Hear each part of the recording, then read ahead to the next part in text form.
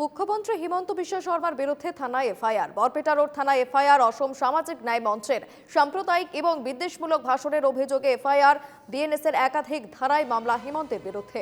থানায় বিভিন্ন সংবাদপত্রের অংশ, ভিডিও ক্লিপ এবং পেন ড্রাইভ জমা দেয় অসম সামাজিক ন্যায় মঞ্চের সভাপতি আব্দুস সামাদ আহমেদ। মুখ্যমন্ত্রী হিমন্ত বিশ্ব শর্মার বিরুদ্ধে এবার থানায় এফআইআর দায়ের। বরপেটা রোড থানায় এফআইআর অসম সামাজিক ন্যায় মঞ্চের।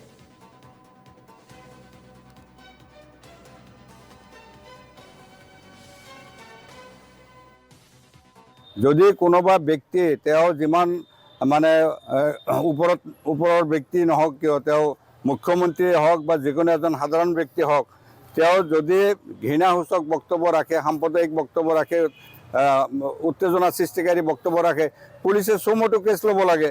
এইটো সুপ্ৰিম কোৰ্টে ৰায় দি থৈছে যে ব্যক্তি বিশেষ চিন্তা নকৰি কিমান ওপৰৰ ব্যক্তি কিমান তলৰ ব্যক্তি সেইবিলাক নহয়। কথা হ'ল যদি সমাজত বিভাজন সৃষ্টি কৰা ব্যক্তি হয় তেওঁৰ বিৰুদ্ধে চমুটো কেছ ল'ব লাগে। গতিকে চমুটো কেছটো লোৱা নাই পুলিচে এতিয়ালৈ। আমি কেছ দিবলৈ আহিছোঁ। যদি এইটো তেওঁলোকে ৰেজিষ্টাৰ নকৰে তেনেহ'লে ইয়াৰ ওপৰত ব্যৱস্থা আছে নহয়। আমি ইয়াৰ বিৰুদ্ধে আমি প্ৰয়োজনত হাইকোৰ্টত যাম, প্ৰয়োজনত আমি সুপ্ৰিম কোৰ্টত যাম। ইতিমধ্যে আমাৰ 2টা সংগঠন সুপ্ৰিম কোৰ্ট গৈছে, আমিও সুপ্ৰিম কোৰ্টলৈ যাম। প্রতিনিধি অঞ্জন জ্যোতিনাথ। অঞ্জন, এবার অসমের মুখ্যমন্ত্রীর বিরুদ্ধে একেবারে সাম্প্রদায়িক এবং বিদ্বেষমূলক মন্তব্যের অভিযোগে এফআইআর দায়ের করা হলো, কি জানা যাচ্ছে?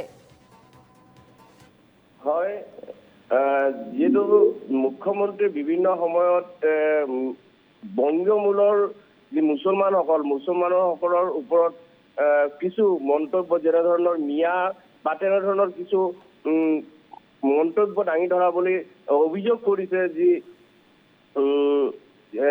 সংগঠন সামাজিক ন্যায় মঞ্চ সংগঠনৰ তৰফৰ পৰা অভিযোগ কৰিছিল বিভিন্ন সময়ত। আৰু সেই পৰিপ্ৰেক্ষিতত যোৱাকালি নিশা সভাপতি অধিবক্তা আব্দুল সামাদ আৰু মহিলা সামাজিক ন্যায় মঞ্চৰ সভানেত্ৰী বেগম মমতাজ আহমেদে 3 পৃষ্ঠাজোৰা এখন এজাহাৰ বৰপেটাৰ আৰক্ষী থানাত দাখিল কৰিছিলে।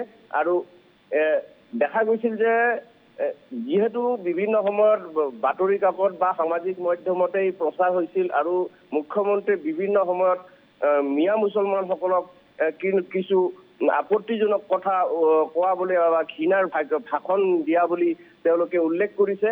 আৰু যিহেতু কেইবাটাও ধাৰা সন্নিৱিষ্ট কৰি তেওঁ মুখ্যমন্ত্ৰীৰ ওপৰত এখন এজাহাৰ দাখিল কৰিছিল কালি নিশা। আৰু মুখ্যমন্ত্ৰী যিহেতু এজন ব্যক্তি, তেখেতৰ ওপৰতো যাতে বিহিত ব্যৱস্থা লয় তাৰ বাবে তেওঁলোকে দাবী জনাইছে। বেশ, ধন্যবাদ অঞ্জন।